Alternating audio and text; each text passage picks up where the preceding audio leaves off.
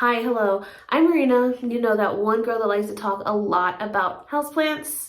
And welcome to Millennial Planter.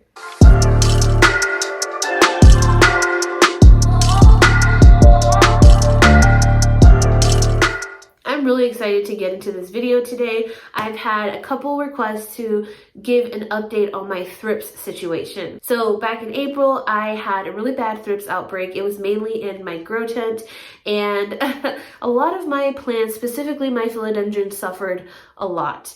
It was a struggle. So looking back at that video and seeing where those plants were and seeing them now, it's incredible. But before I share those updates, go ahead, hit the subscribe button if you haven't already. I talk a lot about houseplants on my channel, and I know you like houseplants since you're watching this video. So help me propagate this community, hit the subscribe button. I would absolutely love to have you.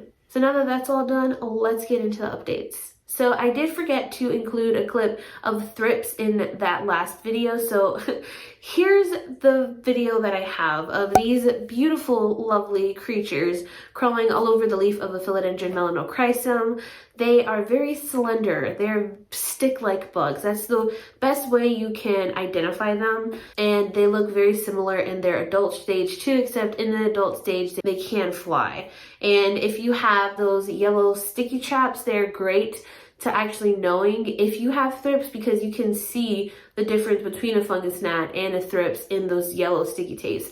It's actually pretty cool, but also I guess kind of like a double-edged sword, because then you know you have thrips, but that's a little tip. So going back to April, once I treated my plants, I have not gotten thrips again. I should probably knock on wood though, because we are transitioning into fall. It's officially fall, and this is usually when some sort of pest outbreak happens, whether it be spider mites or thrips. This is a very common pest time, at least for me. So I mean, thrips can be right around the corner, but they haven't come back yet. All of my plants are growing and they're so healthy. And the treatment I suggested and that I pretty much swear by is the Systemic by Benide and Captain Jack's Dead Bug Brew. So with the Systemic, you just sprinkle it in the soil and it gets absorbed by the plant, and that will kill any of the eggs that are inside the tissue of the plant. It'll also kill the adults.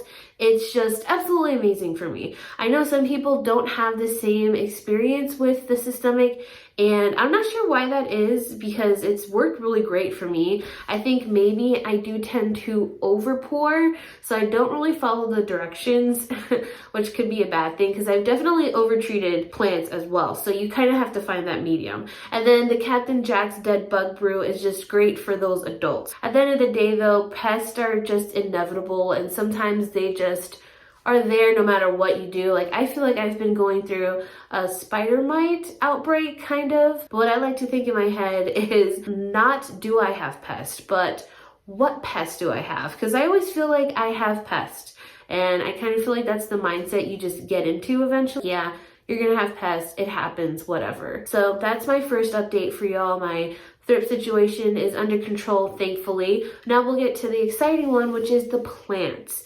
So the first plant I shared was my philodendron gloriosum. It is down to one leaf, which is actually really sad. It does have another little leaf coming in, but I was really bummed about this just because gloriosums and I don't have the best past. And like I said in that video, I annihilated my previous gloriosum, so this was like my comeback plant, and I was putting all of my hopes and dreams into this one single plant, so I really didn't want it to die. And well, I am happy to report this is her today. Absolutely amazing. She's thriving. This is that leaf, that one leaf that she had. It's about to die off, which is fine. It has been through a lot. It's gotten this far in this whole journey, so it can die. It's fine. But she's also putting out a new leaf, which is so beautiful. And I'm so nervous with this plant because I don't want it to die. But she's doing really well. She's really happy. I even have another long planter for her for when she outgrows this pot, which I know is going to be soon, because she has probably less than half of this pot to crawl through before she's out of the pot. And now also, after seeing that video, I know I should definitely treat her next time I water her, just to be safe. But yeah, she's amazing. She's so easygoing and just growing so well. And so exciting. Plant number 2 was Ficus umbellata. I originally thought the thrips started from here, but I think they might have started on my melanochrysum that I showed you. But she's down to 1 leaf. She is not happy at all. You could still see a lot of that diatomaceous earth on there. And this ficus has hands down been my comeback plant of 2022 because just look at this. Look at her. She's stunning. She has her beautiful, pillowy, almost heart-shaped leaves, like just doing the most. She's even putting out a new leaf, and she has this beautiful trunk, right? It wouldn't be a stem, but I just love her shape because she's so tree-like. It's so cute. I was shocked. I forgot that she was down to 1 leaf. I remember I even did a video of my daughter asking me why my plant was rotten. Hey Emma, what did you say about this leaf again?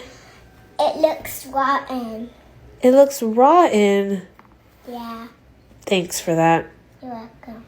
But she asked me that and I just died laughing because that's how awful this plant looked. When I first got it in the mail, these leaves are just so fragile, so it didn't come in the best way. It was all crinkled up. It had 3 little leaves, and I think I even ended up having to cut some of them off because they were just struggling, and then it bounced back a little bit and then it got attacked by thrips. Here she is 6 months later. We do have a burned leaf just because she's under new grow light. That was my bad. And now that I think about it, I think she's probably like one of my top 5 favorite plants in my collection because she's so pretty. I'm obsessed with her.